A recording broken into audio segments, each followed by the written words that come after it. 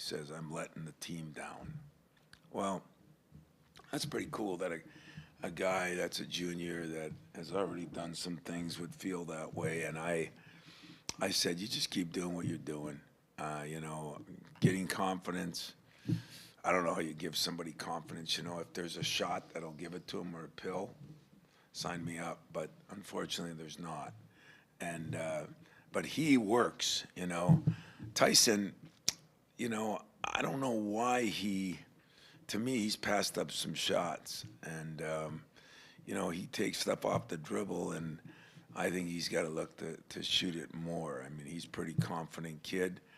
So I would hope that he'd take more immediate shots instead of the ones where he's dribbling back and forth, and that's what him and I have talked about. But I know after our meeting last night, he was in here shooting. I mean, I think guys are excited to be part of the tournament. I think they realize where they are. I think they, you know, we like our draw because we're not too far. We didn't have to go time zones and all that.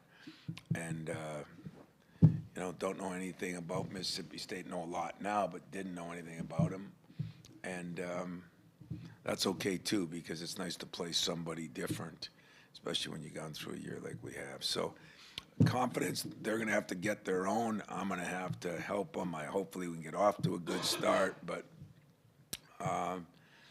they've both done it before. I guess that's the confidence I have in them. They both have done it before. Jaden for 3 years. The percentage he shot, and I think Tyson last year was in the high 40s. So, you know, that's all you can rely on, and that's all you can ask. If they weren't working on their game, I could ask a lot more. But in Tyson's case, he works on it. In Jaden's case, he lives it. And I respect and appreciate that greatly about Jaden. Yeah, Tom, Chris asked a minute ago about what they do defensively against the three. If you could answer that part of the question too. What do they do to get out? Yeah, you know, they do put a lot of pressure on, and they're big sometimes. You know, they got the little guard in Hubbard, but after that, they're playing a lot of guys, and they switch. They're 6'7". They force baseline. They try to trap you there. They don't let you. They get after it, and they got a center in there that's big and agile and mobile, and he can, you know, he's 6'11", he's 260, but he can move. He can block shots, which isn't necessarily a strength, but he can take up space, which is a strength. They rally very well to the ball. Very, very typical SEC team, very athletic team. And so I think that's what they do. You know, they close out, they recover quickly. Passes are going to have to be good. Guys are going to have to be ready to shoot. But it would be nice if we beat them down the court and don't have to worry about it. That's what we'll try to do. I know that none of the guys have the familiarity, but you do with that building down there. And that was one of the surprising runs, maybe, in 15 for you. When you look at this team and kind of compare it to that one, I mean, the expectations were different going into that year, but they made that run and they put things together late. What can this team do to maybe resemble that? Yeah. You know, it's even like the building. I mean, it's probably changed. You know, it's 8, 9 years different. But I think you always look at things. It's funny because Denzel texted me the other night, and you always, you know, we'll try to come up with some things in highlight films and motivational things before we go there. But every team's its own team. You know, I think what I want to impress upon our guys is, okay, look. It's been a little more up and down than we had hoped. You know, I sometimes, I think we've kind of completely forgot. I have. You know, what would Kohler have been like if he wouldn't have had the 2.5 months off, you know? Could we had a little more presence in there? What would Jeremy be like? How much would that have helped our other guys? And everybody has injuries. I mean, Northwestern, look what they've gone through. But those change your expectations, too. At the year, and that's one of the things I'm going to talk to him about tonight when we have meetings is, you know, really none of those things matter now. It's just a matter of, you know, we've had some teams in the past that have made runs. I think we've been a 7 seed and gotten to a Final Four, you know. I mean, all those things are important to let them feel a little better than maybe they felt. And now's the time to do that. It wasn't the time to do that 2 weeks ago. They shouldn't have felt good. But now they're in the dance. It's 0-0. Everybody's new season.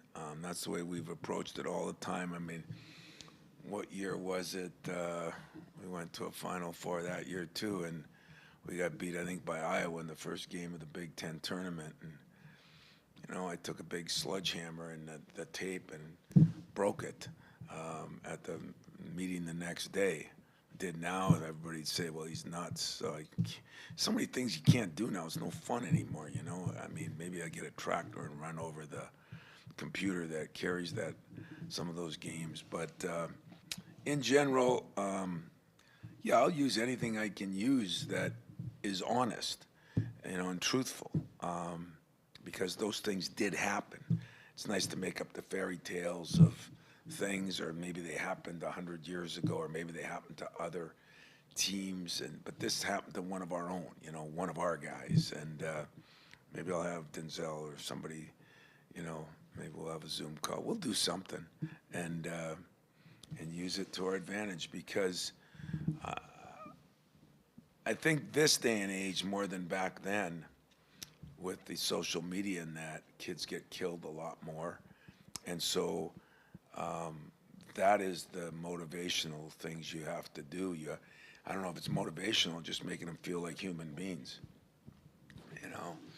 And that's what's changed about my job. I used to be the one to kill them, and now I got to be the one to do the other thing, because everybody else is killing them. So it's different, but it's we'll adjust. You always had empathy for other coaches that lose jobs. I'm just wondering how you feel about the Juwan Howard situation at Michigan. I wish I knew a little bit more about it. I know a little bit because of Phil, but I don't know if anybody knows all the reasons.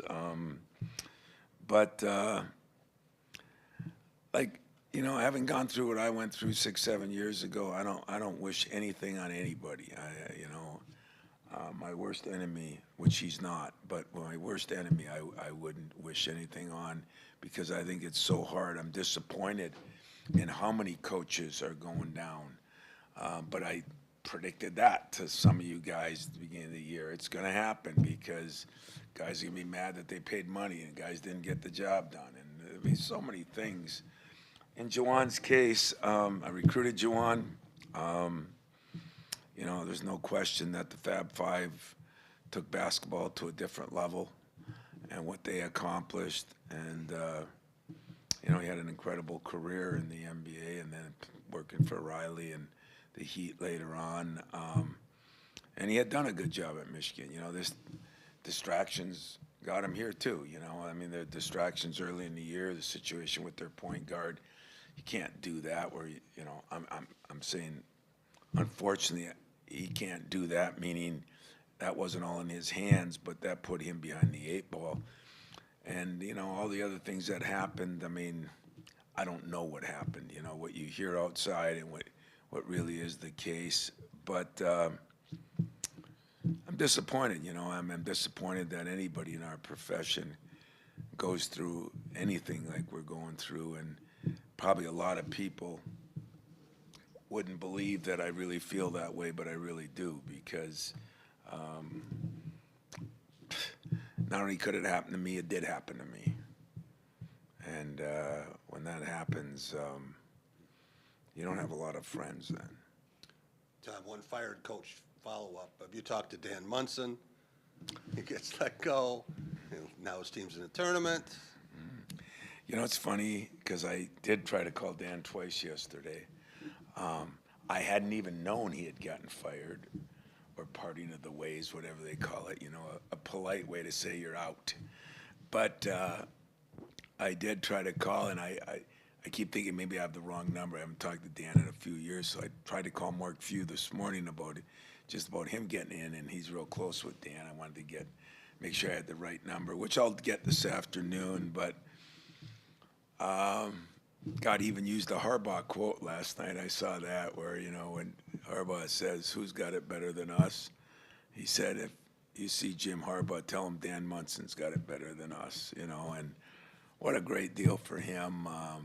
Again, I don't know all the circumstances there either, but those are the kind of things you pull for, you know, for me. I mean, guys that I know, yes, but just coaches in the profession. Because I do think, and I would publicly say this and get killed, but I will say it. You know, I think there's a lot of administrators right now that have no idea what it's like to go through what we go through. You know, the greatest thing was George Perlis. You know, he was the football coach, then he became the AD. That was so common back then. Even in high schools, the former football coach became the AD. Well, you can think that's bad, but what he does is he has an idea what's going on. Some of these people that are in business, or everybody's in a different thing, and I'm not ripping one or another because they can rip me, but there are very few people in any of these jobs. The administrators become administrators, and you know, you'd like them to come down to the basement with us, because I think they'd find out that it's not as easy to deal with 17 to 22-year-olds, agents, all the things now that we have to deal with. And hopefully that'll change too, because I'm afraid that in the next 3-4 years, in fact, I'm afraid next week, you're going to see a bunch of people that are in the tournament maybe not have a job. And we talked about that beginning of the year. We talked about that last year.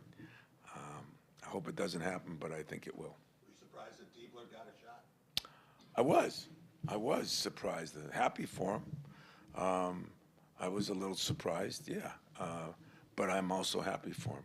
I think it's great, and a lot of good jobs open. And it'll be interesting to see what happens, and it'll be interesting to see how many more open in the next 2-3 days, or maybe by the end of next weekend, which is sad for me in the profession. Thanks, guys.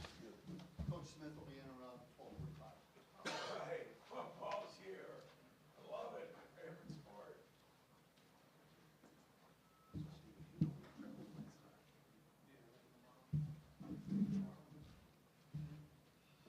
We got press conferences all day on Wednesday. The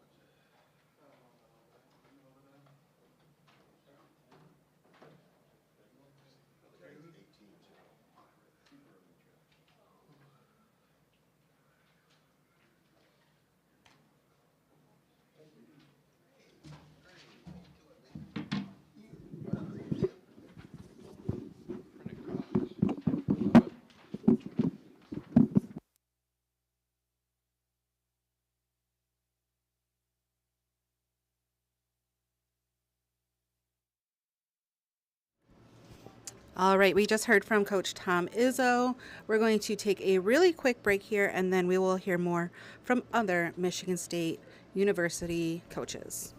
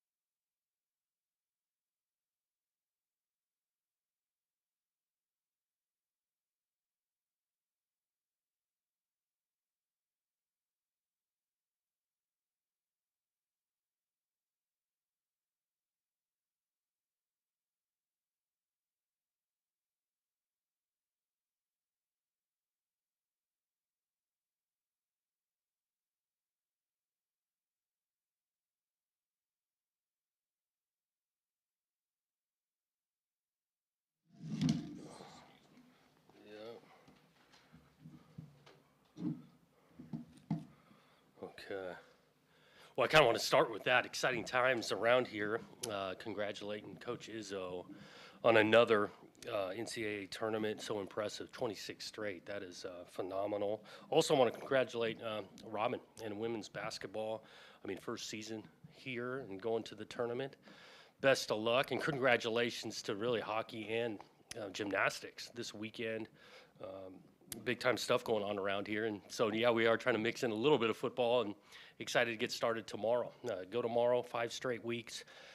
Feels like it a long time coming to get to working with these guys on the field. I know they're excited. We had a team meeting just finished up, that going over a couple of things, and it all begins tomorrow, and then we'll see what it looks like, man. We got some work to do. I'm excited to dive in it with these guys. These guys are excited to get on the field and compete, but also improve, hopefully, from practice 1 to practice 15. But I'd love to take some questions. I guess what's the feel right now, given it's been, months now, and you guys have gone through your strength and conditioning program. Just, how much has changed? You guys feel more comfortable with you and your staff and a new strength and conditioning coach and kind of all that? Yep, I do think that they did a great job in the weight room, starting early in January. Solid months of work, getting into shape, bigger, stronger, and faster. Prepping their bodies for the wear and tear of what spring ball looks like. Communication, just knowing each other better and better over the last couple of months. I think it's in a good place there, and this is kind of next in the progression to start working on the football side. Jonathan, so much to learn the next 5 weeks, but what do you absolutely know about your players now, what you've learned? You feel confident? I feel confident that football means a lot to these guys. They've been in the offices. They want to get to knowing these schemes and working really hard at it. So I know that about this group, that football means a lot. And so now getting to be able to practice with them and go, they're anxious to show that, athletically, but they have shown to me a deep desire for football.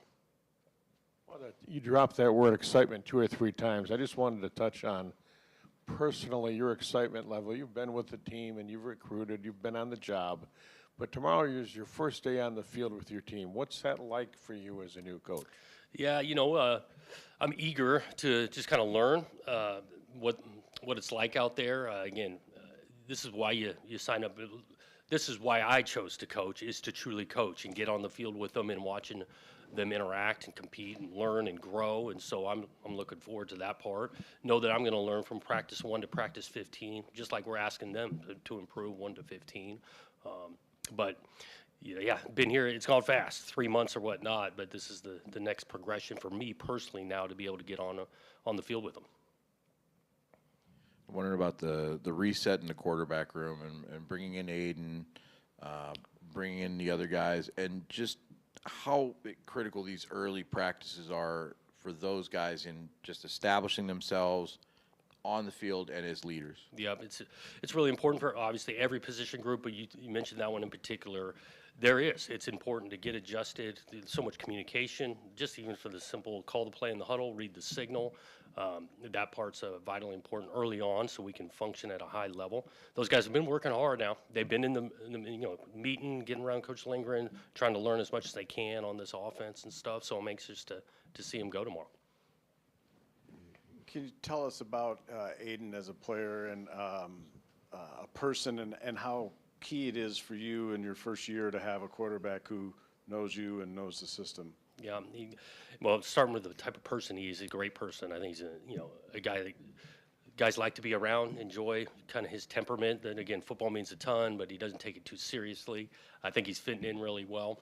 And really that whole room itself, the QB room, again, I go back to the work ethic. They've been working at it. Aiden got some advantage. He knows some of the terminology already, and so excited for him for being a first-year player last year to taking another step in year 2, and then the leadership will come through because of his understanding and comfort level of the scheme, but also his experience. And he understands it's not just about him; it's about the guys around him and the other QBs in the room. Kind of speaking with about Aiden doing so, but other positions, knowing the scheme, knowing what you guys are doing, do you see him kind of helping the guys along, this is that, and then other position groups too, because you got the whole new offensive staff minus Courtney, and then Yeah. You know, with the offensive side, yeah, we got offensive staff, 4 or 5 guys know the scheme inside and out because they've been working together. We do got 3 players on offense that know this scheme. You know, got tied in with Valine and Tanner at the O-line. But I have been impressed with the guys that have been here a year or two. Again, I go back to how much they love football because they've been trying to dive into it. Think about we got some experience at the linebacker position, you know, with Cal and that group, at the inside linebackers being in Rossi's office nonstop and diving into it. And I could go on and on. But I think it's a group that loves football and is anxious to continue to learn and dive into it tomorrow. Jonathan, I'm wondering, how would you sort of describe your ideal sort of teaching progression, I guess, for this spring? Do you want to just throw it all on them and see what sticks, or do you sort of portion it out and say, let's just master this chunk in spring, and then we have August, obviously, to get the rest up to speed? I think in this year one, the approach is going to be a little bit smaller at a time, not throw it all at them at once, because you are trying to evaluate and see what we've got. And so if you throw the whole thing at them, it's hard to evaluate each individual position if they're thinking the whole time. And so the approach, especially early in the first half of spring, will be smaller bits than maybe normal. You mentioned about Joe. He's obviously a guy that you hadn't worked with previously. I'm wondering how that relationship developed, because he spoke very highly of it being connected so quickly between the two of you guys. And then also, when it comes to having a new coordinator that you haven't worked with, where's the level of autonomy that he gets with the defense, and how much do you really try and just figure out what's next with that?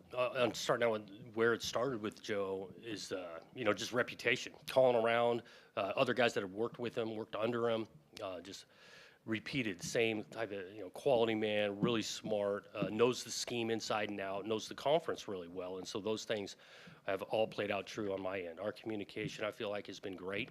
He's got some real autonomy on that side of the ball. You know, we've got some big picture items that, you know, need to fall under, but, you know, hired him to do a job. It's been great in regards to, you know, leadership, I think communication amongst that defensive staff, because there's some new pieces for him on that side. And I feel he's really organized and ready to go tomorrow.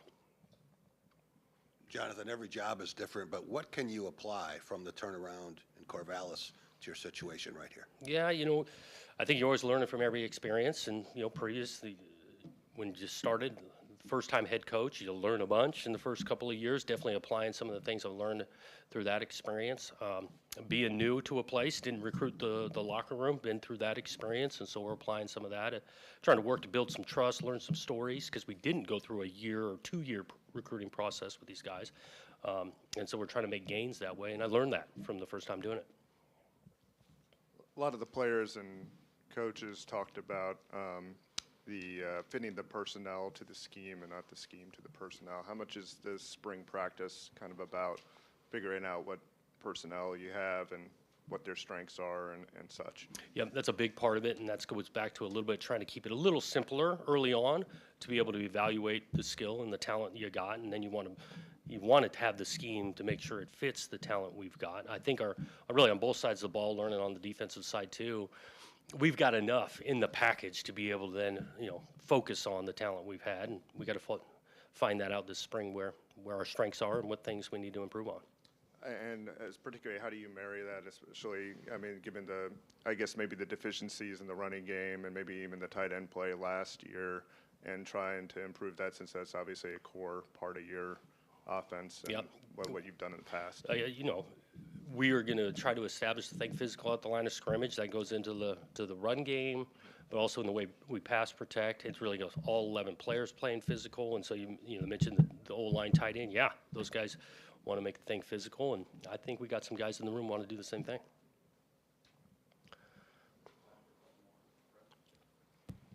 I know position battles bear out through the spring and even the summer, but at quarterback, I mean, Aiden's the guy, right? I mean, it would be an upset if he's not your starting quarterback, right? I'd describe it as an upset if he's not.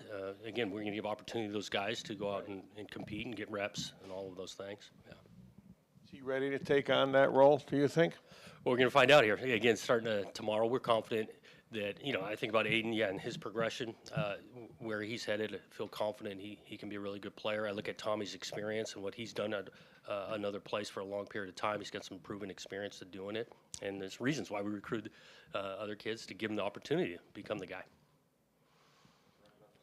Jonathan, I'm just wondering, sort of state of overall health of the roster. Is anybody that won't be there, anybody that we didn't see, sort of the end of last year that's still, just what can you say, I guess, about those state? Yep, I'll kind of be general with it. There's definitely some guys that will have a limited fashion, still working their way back. I think overall, I feel pretty good in the state of injuries that we'll have a majority of those guys out there going.